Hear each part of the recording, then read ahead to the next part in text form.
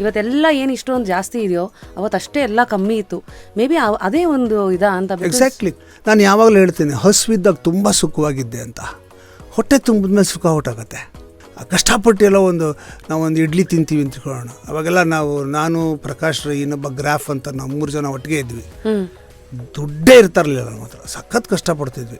ಅಲ್ಲೆಲ್ಲ ಒಂದು ಆಂಟಿನ ಫ್ರೆಂಡ್ ಮಾಡ್ಕೊಂಡಿದ್ದೆ. ಒಂದು ದೊಡ್ಡ ಡಬ್ಬ ಅಂಗಡಿನಲ್ಲಿ ಚಪಾತಿ ಮಾಡೋರು.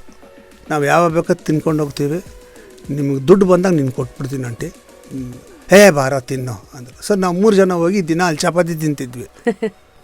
ಯಾವತ್ತೋ ಒಂದು ದಿವಸ ದುಡ್ಡು ಬಂದ್ಬಿಡೋದು. ಬಂದ ತಕ್ಷಣ ಫಸ್ಟು ಆಂಟಿ ಕೊಟ್ಬಿಡ್ತಿದ್ದೆ. ಸೊ ಆ ಆಂಟಿ ನಮ್ಮಿಬ್ಬರಿಗೂ, ನಮ್ಮ 3 ಜನಕ್ಕೂ ಸುಮಾರು 1.5 ವರ್ಷ ಊಟ ಹಾಕಿದ್ದಾರೆ. ಅಂದರೆ ನಾನು ಏನು ಹೇಳಕ್ಕೆ ಬಂದೆ ಅಂದರೆ, ಹಸು ತುಂಬಿದ ಮೇಲೆ ಅದು ಬೇಕು, ಇದು ಬೇಕು, ಅದು ಬೇಕು, ಇದು ಬೇಕು ಅಂದರೆ ಡಿಸೈರ್ ಸ್ಟಾರ್ಟ್ ಆಗುತ್ತೆ. ಆವಾಗಲೇ ನೆಮ್ಮದಿ ಕಳ್ಕೊಳ್ಳೋದು ನಾವು.